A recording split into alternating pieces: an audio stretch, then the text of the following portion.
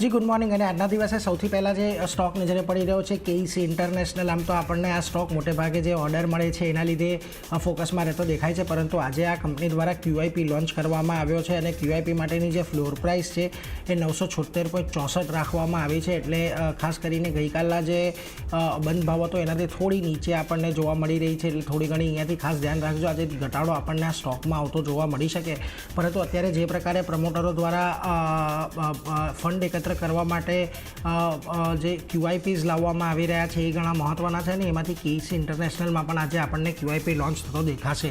આ ઉપરાંત તમને આજના દિવસે માફ કરશો મોટી બ્લોક ડીલ થવાની શક્યતા છે।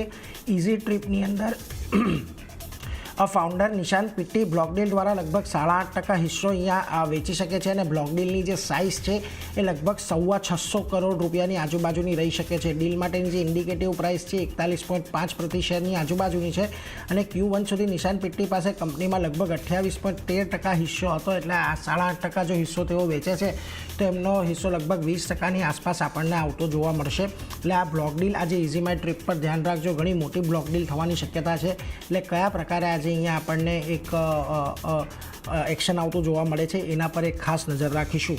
આ ઉપરાંત હવે તમારે આજે MCX પર એક ખાસ ફોકસ રાખવાનો છે, કારણ કે કંપનીએ અહીંયા ટ્રાન્ઝેક્શનના જે ફી છે એની અંદર એક મોટો ફેરફાર કર્યો છે। MCXે જે સેબીના નિયમ મુજબ હવે એમણે અહીંયાથી ટ્રાન્ઝેક્શન સ્ટ્રક્ચર છે એ બનાવવાનો પ્રયત્ન કર્યો છે, એટલે ખાસ કરીને હવે FNOની અંદર જે લોકો પોઝિશન લેતા હતા MCX પર ફ્યુચર્સની અંદર, એમાં જો 1 લાખના ટર્નઓવર પર એમનો 2.10 પૈસાનો ફિક્સ ચાર્જ કરી નાખ્યો છે।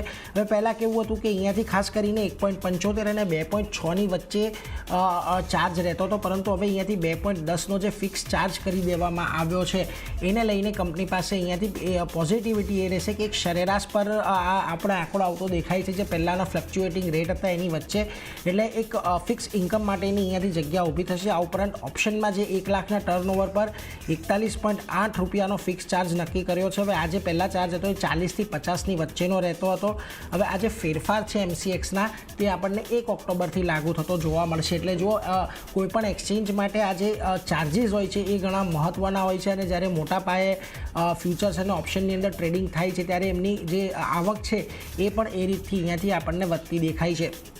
ખાસ કરીને જો મોર્ગન સ્ટેનલી અહીંયાથી આમ તો અંડર પરફોર્મનો કોલ અને 2950નો ટાર્ગેટ આપી રહ્યા છે, પરંતુ એમનું કહેવું છે કે આજે ટ્રાન્ઝેક્શનની અંદર રીસ્ટ્રક્ચર કર્યું છે, સેબીના જે નિયમો છે એને મુજબ કર્યું છે, અને ખાસ કરીને આજે ટ્રાન્ઝેક્શન ફીને કારણે જે FY26ના EPS છે એ લગભગ અહીંયા 5% જેટલા વધી શકે છે। અને ખાસ કરીને જો કે તેમનું કહેવું છે કે કદાચ આ પ્રકારના નિર્ણયથી MCX પર જે વોલ્યુમ થાય છે વોલ્યુમ પર થોડી ઘણી અસર આવતી જોવા મળી શકે, પરંતુ ખાસ કરીને જે લાર્જ પ્રોપ્રાઇટરી ને હાઈ ફ્રીક્વન્સી ટ્રેડર છે એ થોડાક અહીંયાથી વધતા આપણને જોવા મળી શકે છે, એટલે એના પર એક ધ્યાન રાખજો। MCX આજના દિવસે ફોકસમાં તમારે રાખવાનું છે। આ ઉપરાંત જે પ્રકારે આપણને છેલ્લા ઘણા દિવસથી સોનાની અંદર આપણને વધારો જોઈ રહ્યા છીએ, એમાં જ્વેલરી સ્ટોક્સ એક ખાસ ફોકસમાં રહેશે। સોનું ફરી એક વખત આપણને નવા રેકોર્ડ ઊંચાઈ પર પહોંચતું જોવા મળ્યું છે, એટલે ખાસ કરીને ન માત્ર ટાઇટન, કલ્યાણ, સેન્કો, થંગામલાઈ, PNG કે મોતીસન્સ જ્વેલર્સ એ બધામાં તો તેજી આવશે જ, પરંતુ અહીંયાથી તમારે સાથે એક મન્નપુરમ અને ખાસ કરીને મુથુટ ફાઇનાન્સ જેવી કંપનીઓ પર પણ તમારે અહીંયાથી નજર આજે રાખવાની રહેશે। બીજી તરફ તમને BEL પર ખાસ ફોકસ રાખજો, તેમણે કેનેડાની ઇલિયાસેટ સાથે કરાર કર્યા છે અને ખાસ કરીને સ્પેસ પ્રોડક્ટ માટે તેમણે અહીંયાથી આ કરાર કરતા દેખાયા છે।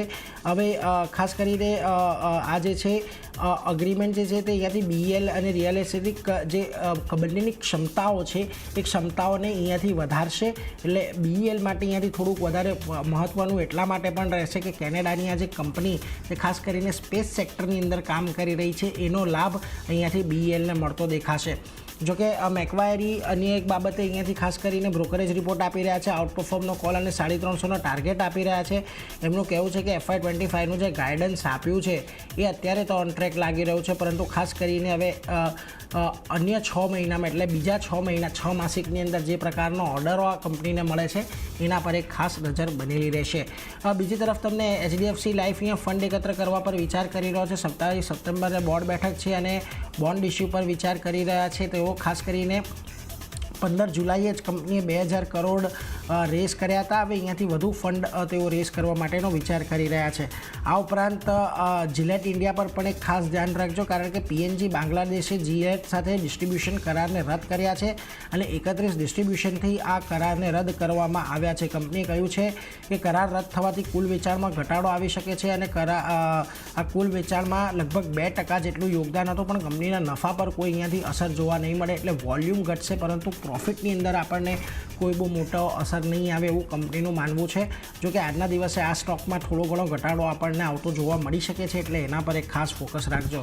આ ઉપરાંત ડેલ્ટા કોર્પ પર પણ એક ધ્યાન રાખજો. કંપનીને ડેલ્ટા પેનલેન્ડ વચ્ચે જે કમ્પોઝિટ સ્કીમ ઓફ અરેન્જમેન્ટ છે એની બોર્ડને મંજૂરી મળી ગઈ છે. આ યોજના હેઠળ હોસ્પિટાલિટી અને રિયલ એસ્ટેટ બિઝનેસને તેઓ અહીંયાથી અલગ કરશે અને શેરધારકોના કંપનીના એક શેર પર ડેલ્ટા પેનલેન્ડનો એક શેર મળશે. હવે આ કંપની ખાસ કરીને કસિનો, હોસ્પિટાલિટી અને રિયલ એસ્ટેટ બંનેની અંદર છે, એટલે બંને કારોબારના ડીમર્જ પર હવે તેઓ અહીંયાથી ખાસ વિચાર કરી રહ્યા છે.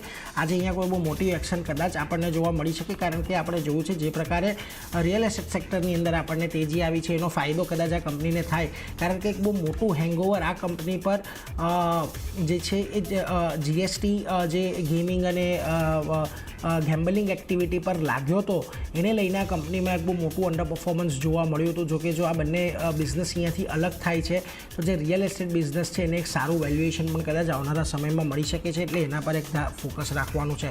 આ ઉપરાંત મઝગાંવ ડોકને પણ તમારે ધ્યાને રાખવાનું છે. ડેનમાર્ક કાર્ગોશિપનું ઉત્પાદન તેમણે શરૂ કર્યું છે. લગભગ 10 કાર્ગોશિપનો તેમને ઓર્ડર મળ્યો હતો, $8.60 કરોડ આજુબાજુનો, અને એપ્રિલ 2024 પહેલાં શિપ ડિલિવર થવાની અપેક્ષા છે. એટલે મઝગાંવ ડોક ફોકસમાં રાખજો. આમ તો આ સ્ટોક ખાસો પોતાના હાઈથી અત્યારે નીચે આવી ગયો છે, પરંતુ આ પ્રકારના ઓર્ડરથી થોડી ઘણી આપણને તેજી જોવા મળે છે, એટલે કદાચ આજે થોડી ઘણી એક નાનકડી પુલબેક રેલી આપણને શક્યતા જોવા મળી શકે. એટલે આ બધા સ્ટોક પર આજે ખાસ નજર રાખીશું. પરંતુ તૃપ્તિ, તમારા લિસ્ટમાં જે કયા કયા સ્ટોક છે જેના પર ધ્યાન રાખી રહ્યા છો?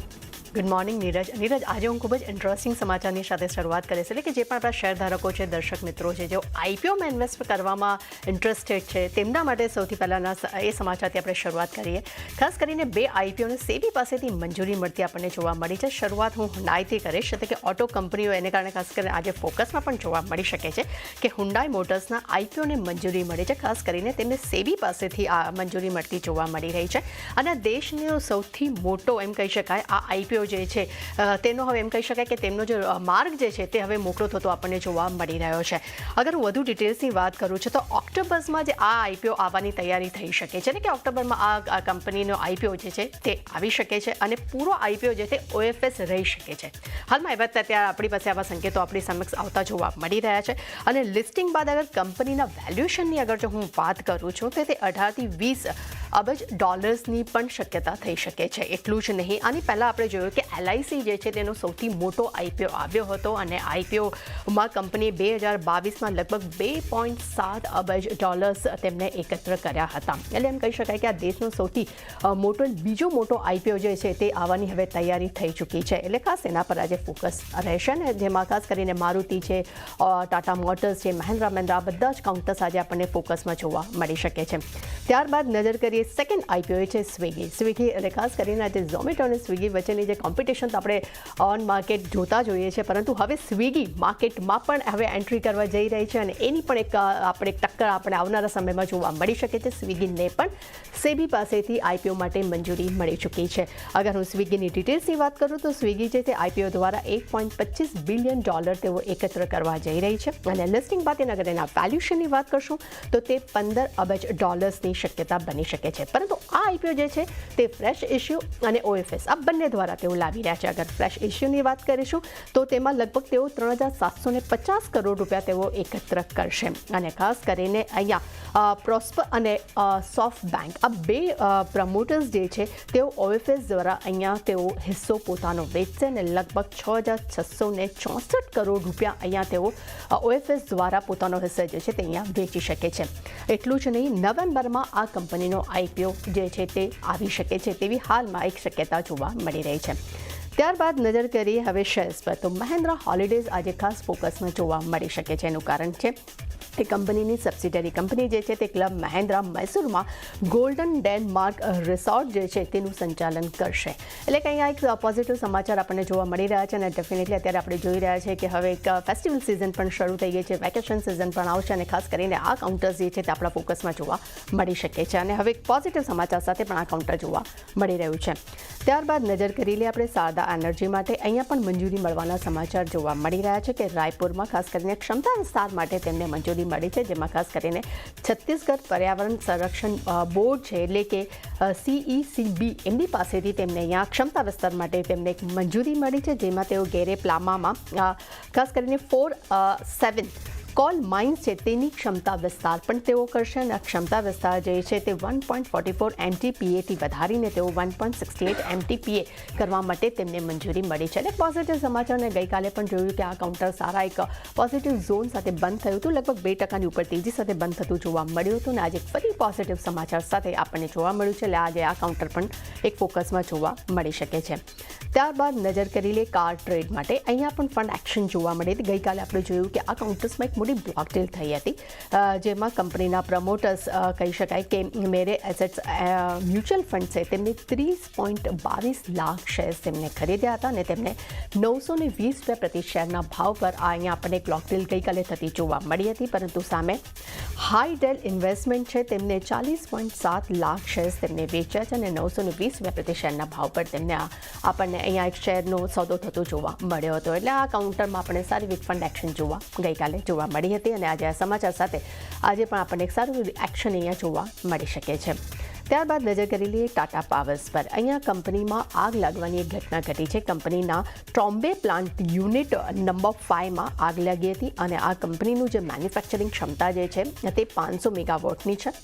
આગ લાગવાનું કારણ શું છે હજી તેઓ તેની તપાસ કરી રહ્યા છે, પરંતુ આ આગથી કોઈ પણ જાનહાનિ થઈ નથી.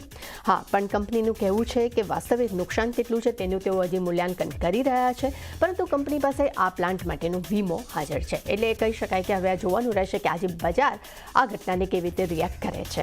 ત્યારબાદ નજર કરી લઈએ મુક્તા આર્ટ પર. અહીંયા પણ કરાર થવાના સમાચાર આવી રહ્યા છે કે મુક્તા આર્ટે ઝી એન્ટરટેનમેન્ટ સાથે તેમને કરાર કર્યા છે. તેમને assignment agreement and term sheet સાથે તેમને આ કરાર કર્યા છે, જેમાં ખાસ કરીને 6 વર્ષ માટે તેઓ 37 ફિલ્મના સેટેલાઇટ્સ અને મીડિયા રાઇટ્સ માટે અહીંયા કરાર થતા જોવા મળી રહ્યા છે. એટલે આ કાઉન્ટર પણ આજે ફોકસમાં જોવા મળી શકે છે. અને છેલ્લા કાઉન્ટર પર નજર કરી લઈએ છે હિન્દુસ્તાન ફૂડ્સ. અહીંયા પણ મર્જરના સમાચાર મળી રહ્યા છે કે કંપનીની સબસિડરી નાસિકમાં તેમને શુભ છે, તેમના મસાલા છે, તેમના જે તેમના સિઝનિંગ ઉત્પાદન જે છે એટલે કે મેન્યુફેક્ચરિંગ સર્વિસ છે તેને પ્રોવાઈડ કરવા માટે તેમને અહીંયા મર્જર કર્યા છે. એટલે અહીંયા પણ એક પોઝિટિવ સમાચાર આપણે જોઈ શકીએ છીએ. એટલે ચાંદની મેં અને નીરજે જેટલું પણ લિસ્ટ આપ્યું છે આજે દરેકમાં સારું એવું આપણને ફોકસ જોવા મળી શકે છે. જી, તો આ બધી